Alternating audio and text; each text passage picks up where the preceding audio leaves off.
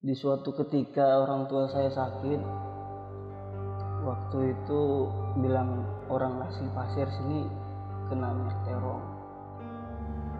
Kenapa sih saya ndak belajar sungguh-sungguh dulu tentang keilmuan kebatinan, sehingga pas orang tua saya sakit saya bisa ngobati sendiri.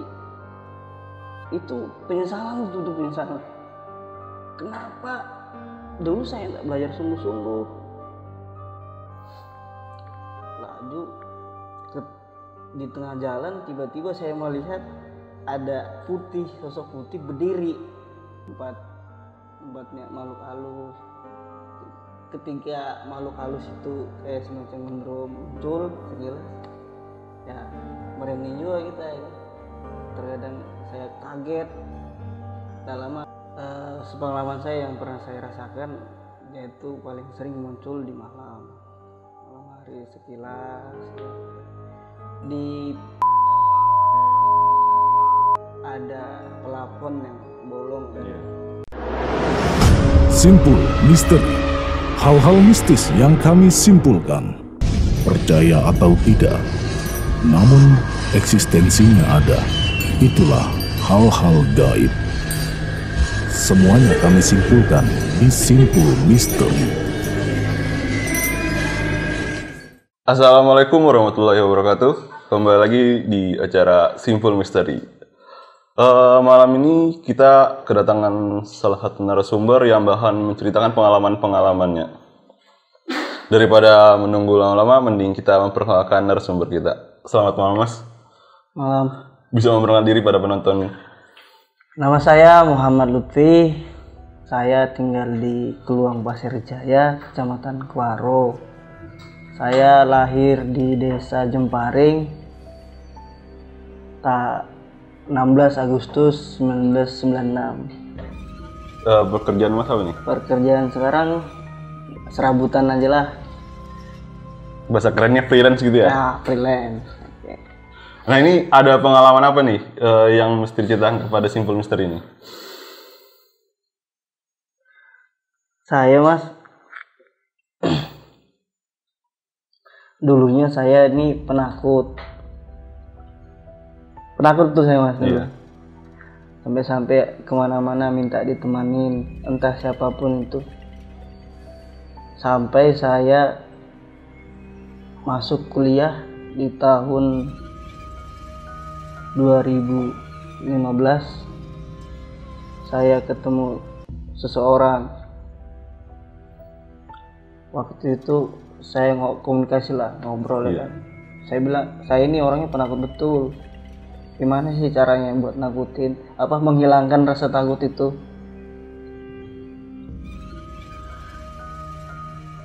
Dia ngasih saran.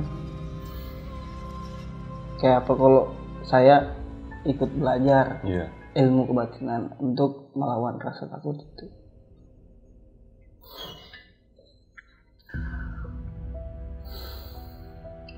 Di awal saya belajar, saya dikagetkan.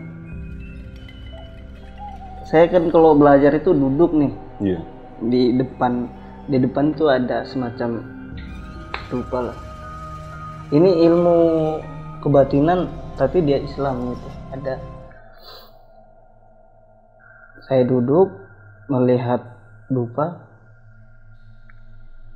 Di belakang saya ini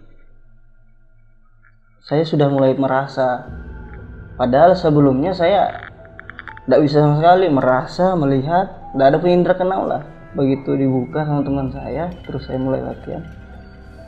Terasa di sini ada yang jalan di belakang, kiri kanan saya. Begitu saya tanya ke pembimbing, dia bilang itu ada sosok harimau yang mau masuk ke badan saya. Lanjut, selang beberapa bulan belajar, mulai bisa sedikit-sedikit. Jalurnya ketemu, jalur perjodohan saya ketemu. Pas di jalur perjodohan itu, saya ketemu memang sama perempuan dan sekarang jadi istri saya. Dikala itu istri saya kena santet. Sombongnya saya pada waktu itu, saya ilmu saya belum terlalu dalam gitu kan.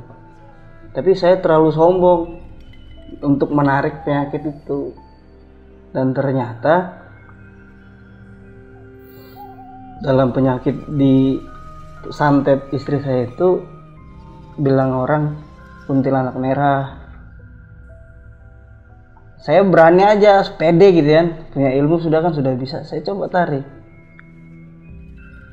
Alhamdulillah bisa tertarik, bisa saya tarik dan saya amankan di media kain gitu. Selang kelamaan, seminggu kalau nggak salah waktu itu, selang dari situ seminggu, saya pergi lagi untuk latihan. Semasa saya latihan, setelah menarik, saya ternyata belum sanggup menarik itu. Tingkatan santet atau jinnya itu lebih tinggi daripada keilmuan saya. Jadi saya dikuasai oleh jinnya gitu. Alhasil saya hampir 2 minggu lebih saya kesurupan, nggak kontrol, kayak orang gila gitu, model stres, suka mikirnya aneh-aneh, dirasuki sama si jin kuntilanak merah itu.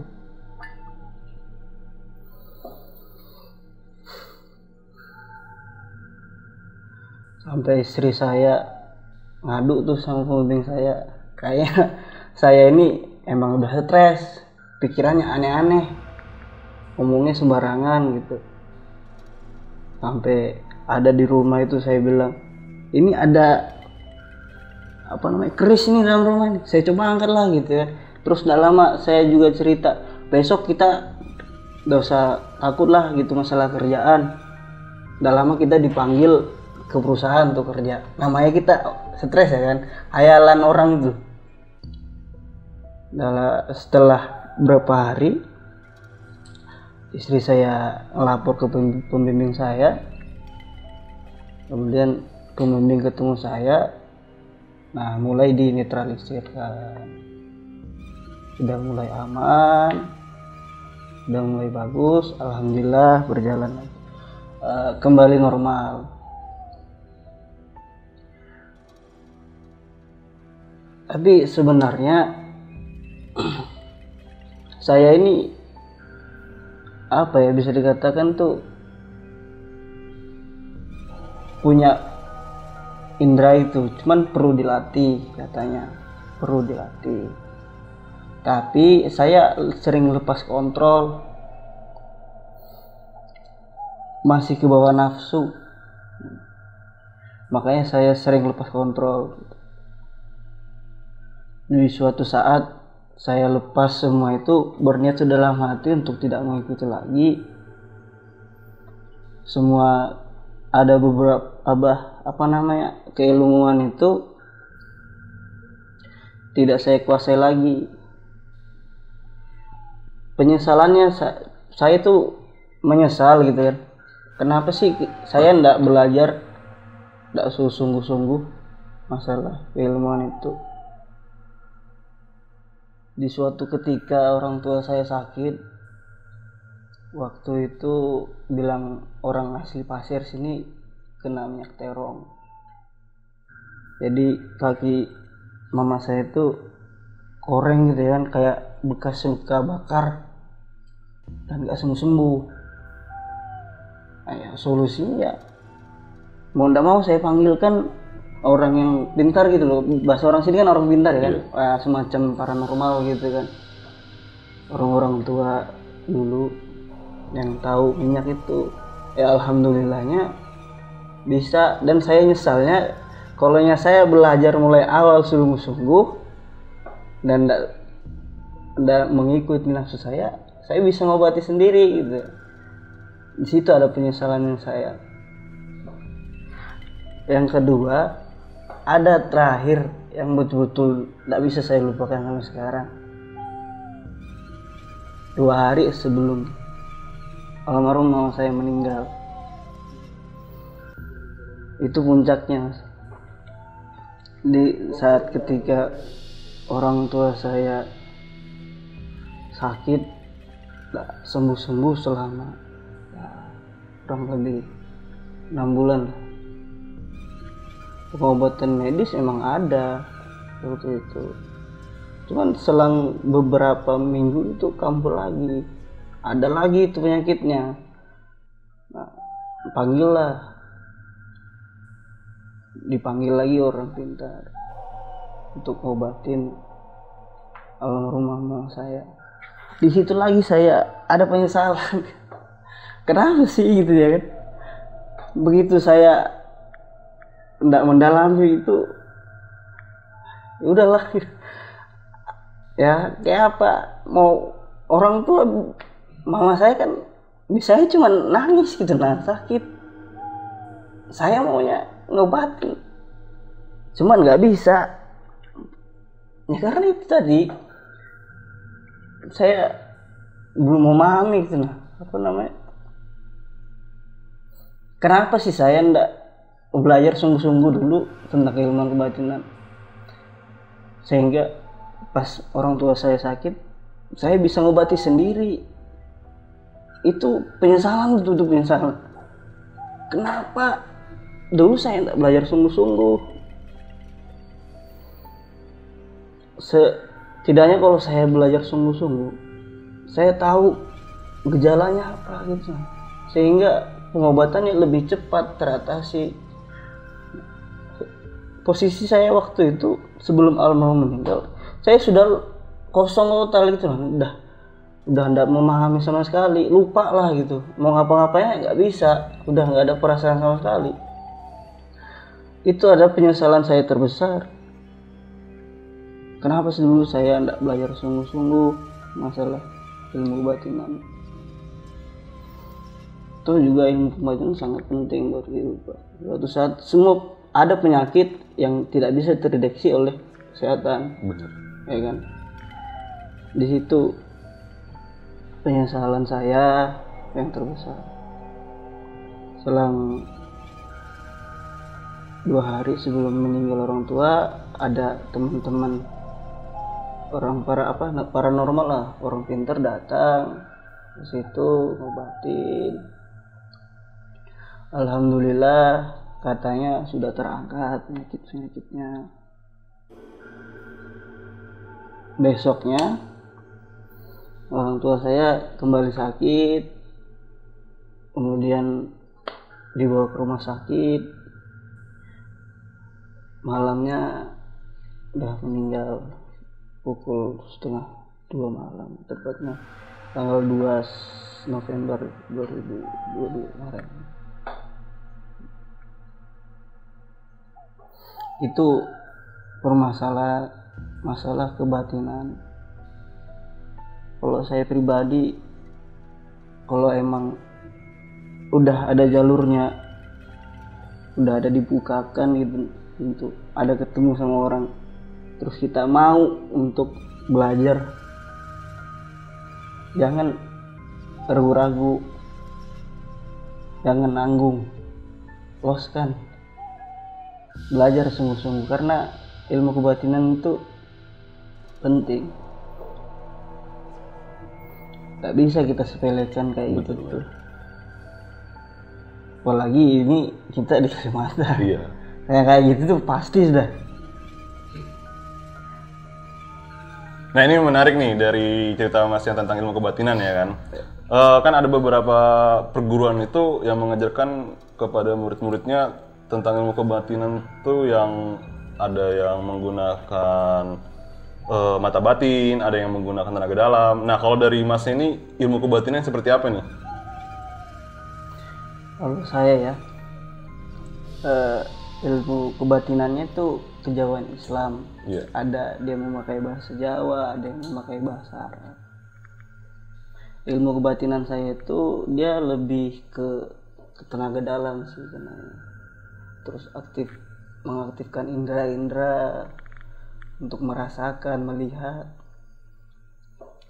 Nah, waktu saya belajar kemarin, waktu itu saya baru bisa merasakan, belum sampai bisa melihat. Tapi ada kalanya saya tidak sengaja tuh melihat, cuman tidak melihat utuh, cuman ada yang sekilas, ada yang sedikit-sedikit kayak gitu. Kayak seperti halnya suatu waktu saya dari Muara Pasir arah ke Grogol sini, saya itu kalau udah setengah malam saya bermotor berdua sama teman saya, masing-masing motor. Saya laju di situ, jalannya waktu itu masih bagus, kalau sekarang mah sudah parah, nggak bisa dilewati. Laju di tengah jalan, tiba-tiba saya melihat ada sosok putih berdiri, warnanya putih-putih kotor gitu, kayak apa sih ya, jadi putih kotor itu. Tiba-tiba terkajut aja, astagfirullahaladzim.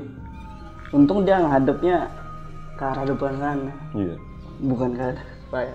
Kalau hadap saya apa ndak loncat. Sebelah saya itu irigasi lagi. Ya kalau salah-salah masuk irigasi nanti. Untung saja. Setelah itu yang pernah saya alami lagi. Nah ini menaik dari cerita pengalamannya Masnya ya kan. Tadi ada pembahasan tentang selama mendalami ilmu itu Mas merasakan ada sosok-sosok yang di belakang. Nah itu sosok itu melihatkan diri atau cuma merasakan kalau dia ada di sekitar situ? Waktu itu saya itu kan baru pertama kali tuh latihan. Saya cuman dikasih rasa aja, belum bisa melihat. Jadi saya tahu itu sosoknya dari teman saya, dari pembimbing saya yang ngasih tahu. Nah ini sosoknya itu sebenarnya cuma melihatkan dia ada di sekitar Masnya atau memang mau menjaga Masnya? Itu tergantung dari saya sendiri. Bilang pembimbing saya, dia itu mau masuk ke dalam, mau ngikut saya gitu nah. Tapi tergantung saya lagi gimana ke depannya. Apakah saya masih bisa mengikuti aturannya atau tidak gitu. Soalnya kan kita latihan kebatinan ini ada aturan juga, ada pantangan-pantangannya yang tidak bisa dilaksanakan. Ada yang harus dilaksanakan, seperti halnya kita sholat lima waktu, jangan sampai putus, jangan melanggar aturan-aturan agama seperti mencuri, minum keras, terus menduakan Tuhan, terus itu berhubungan badan sama yang bukan muslim.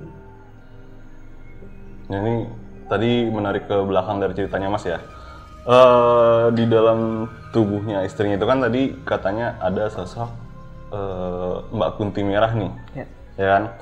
Nah Mbak Kunti ini mengganggu diri istrinya atau mengganggu juga sekitarnya gitu loh?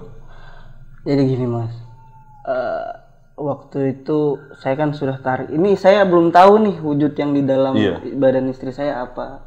Saya paksa aja tarik. Alhamdulillah aja berhasil, istri saya aman. Cuman larinya ke saya karena saya rasa pondasi saya belum kuat. Pembimbing saya, begitu saya tarik, saya ketemu pembimbing saya bercerita. Sosok Mbak Kuntilanak Merah ini tujuannya untuk menghancurkan hidup istri saya dan keluarganya. Itu tujuannya. Kalau ya waktu itu saya tidak langsung saya tarik, Allah alam saya tidak tahu kedepannya bagaimana. Soalnya sudah bisa dikatakan kemarin itu sudah hampir menguasai badan istri saya. Cuman alhamdulillah istri saya juga bisa mengontrol dirinya, bisa melawan. Di situ bagusnya. alhamdulillah di situ bisa istri saya bisa ngontrol dirinya, bisa melawan sedikit. Akhirnya ndak bisa ditarik, alhamdulillah sembuh gitu. Nah ini tadi ada membahas tentang minyak terong ya kan. Ada sebagian orang itu kan belum paham nih maksudnya minyak terong itu penyakit apa atau guna-guna apa gitu, bisa diceritakan nggak? Minyak terong itu minyak asli orang sini ya. Iya. Minyak terong itu biasanya terkena ada dua kategori yang bisa terkena minyak terong. Yang satu memang ditujukan untuk orang itu, yang kedua tidak sengaja atau bilang orang sini kepunan lah. Iya. Kepunan itu. Dan ditujukannya minyak terong itu memang untuk menyakiti dia, semacam melumpuhkan itu, nah koreng gitu jadinya kan, koreng luka yang udah bisa sembuh-sembuh. Nah ini menarik nih Mas ya, kembali ke cerita yang tadi tentang perjalanan di sebuah daerah gitu kan, Ya. bertemu sosok putih. Mas pernah nggak di suatu tempat atau di perjalanan gitu melihat atau sekilas lah bertemu sosok-sosok seperti itu? Ada beberapa tempat yang pernah saya tak sengaja lah. Iya. Dia sering di samping kiri kanan gini atau di depan tuh baru penampakan pocong itu aja. Terus juga saya juga pernah, kalau masalah suara sering gitu, apalagi di rumah saya di Jemparing kan, rumah orang tua saya sendiri ini di rumah. Iya. Tiba-tiba ada manggil nama saya, suaranya itu mirip suara bapak saya. Begitu saya noleh, gak ada siapa-siapa.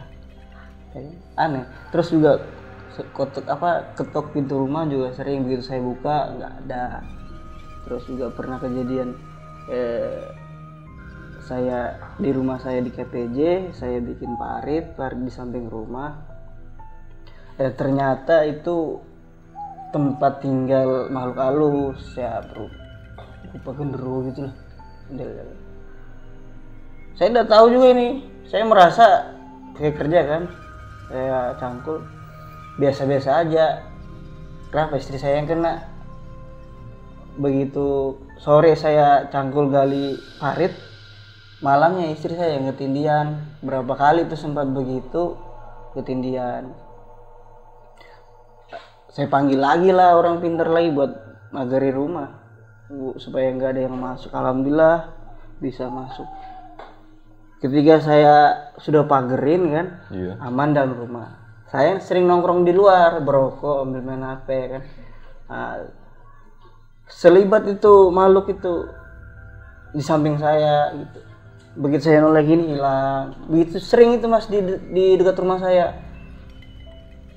Terus juga ada pernah itu penampakan, bilang orang sini kuyang lah, itu yang kepala baru Khusus gitu ya? ya jeruan. Itu terbang di atas. Sekilas saja. Terus juga saya pernah di jalan, pernah sekilas juga, tapi tidak terlalu mengerikan sih karena sudah biasa kan melihat sekilas-sekilas, biasa aja. Saya pengalaman saya yang paling mengerikan itu waktu saya pulang latihan dari Grogol ke Lomikis.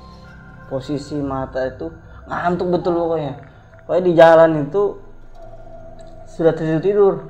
Jadi begitu saya sampai di jalan daerah mana, Jalan Sandelai itu, saya ngelihat ada motor di depan itu nyelip. Pas saya begini kan mau dekat, sudah mau saya tabrak. Begitu saya mata sudah bagus normal lagi, nggak ada itu motor. Begitu juga berapa kali saya begitu. Ada yang saya lihat itu anjing, kepalanya orang kepala anjing. Berapa kali saya lihat kayak gitu mah. Pokoknya paling sering itu di daerah situlah yang saya lihat itu. Terus juga saya juga pernah lihat di banyak anggota saya sering di situ. tengah malam nih saya bersihkan kan. Iya. Aneh aja waktu malam itu, kenapa ada kucing lari-lari di atas pelafon tumben.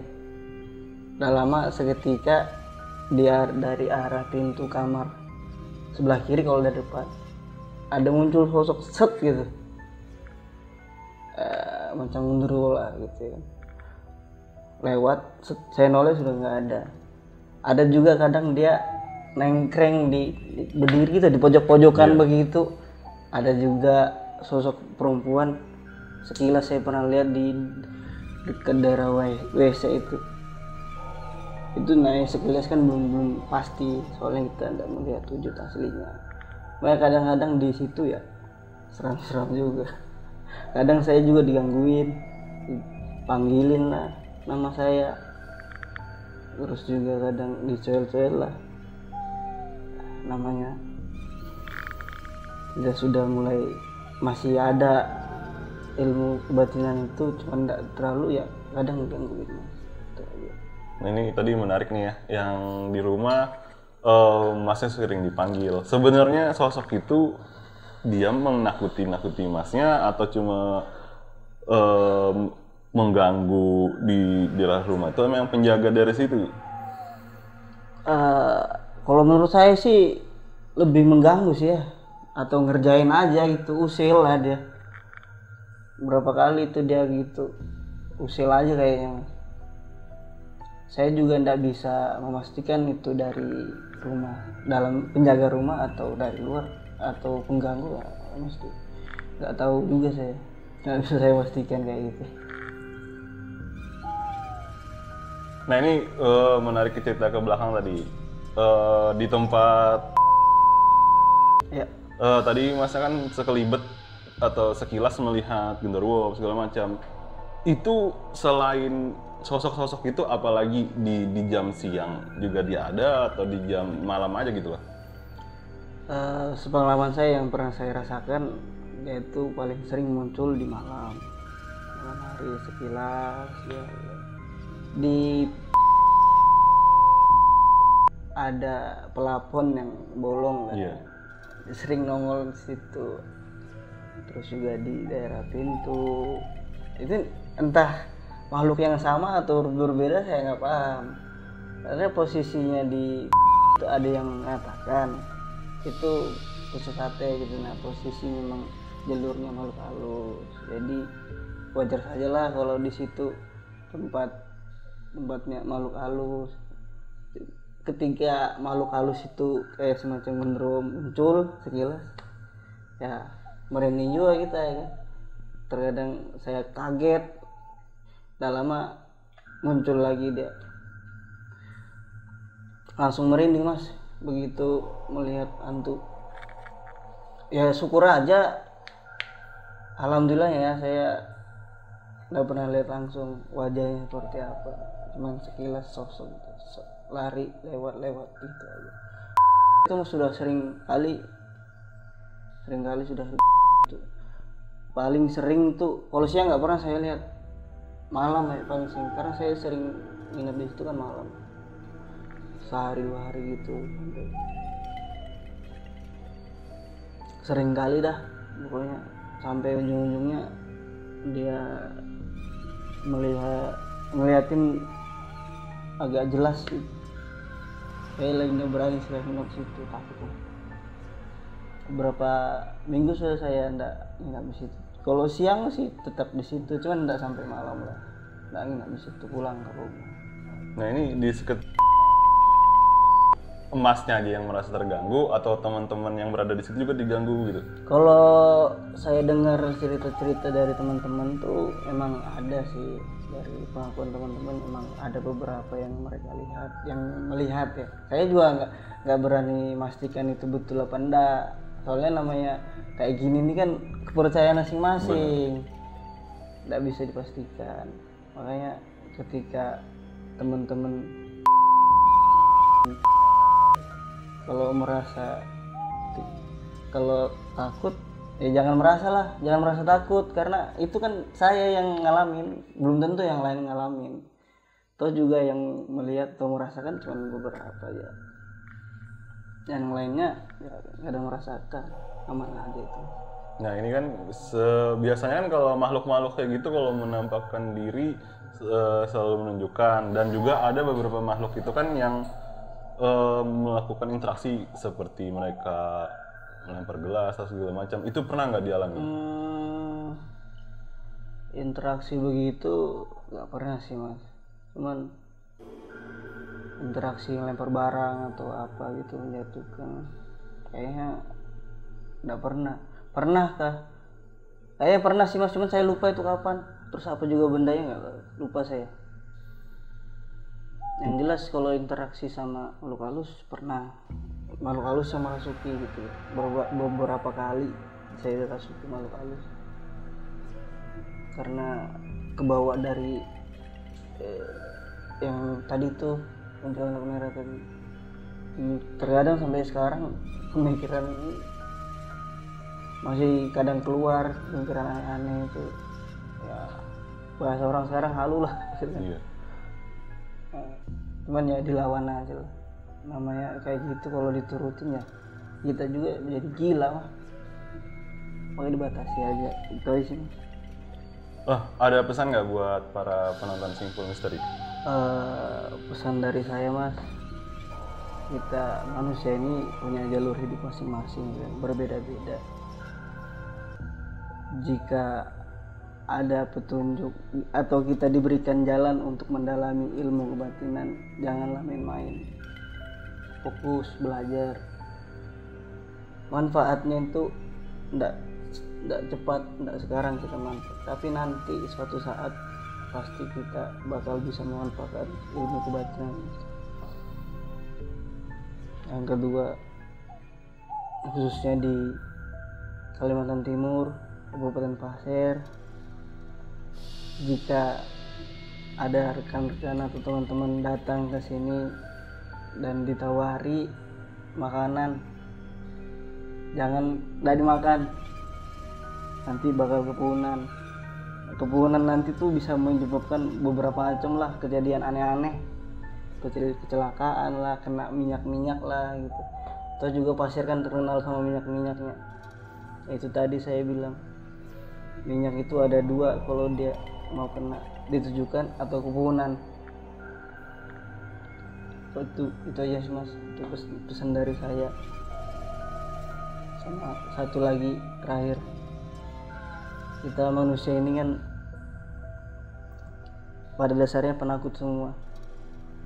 Kalau rasa takut itu kita turuti, kapan kita beraninya kita lawan? Itu cuman pola pikir ya, mindset. Jika kita berpikiran nggak ada itu, kita bersama Allah lah, insya Allah nggak ada. Itu cuman pemikiran kita aja. Rasa takut itu dilawan, jangan dituruti. Itu aja sih mas dari saya. Menarik sekali dari cerita pengalamannya Mas Lutfi. Di zaman yang modern ini masih ada hal-hal mistis yang di sekeliling kita bakalan terjadi, terutama di Kalimantan. Jadi percaya atau tidak, kembali ke diri kalian masing-masing. Saya Om Bob, assalamualaikum warahmatullahi wabarakatuh. Lupa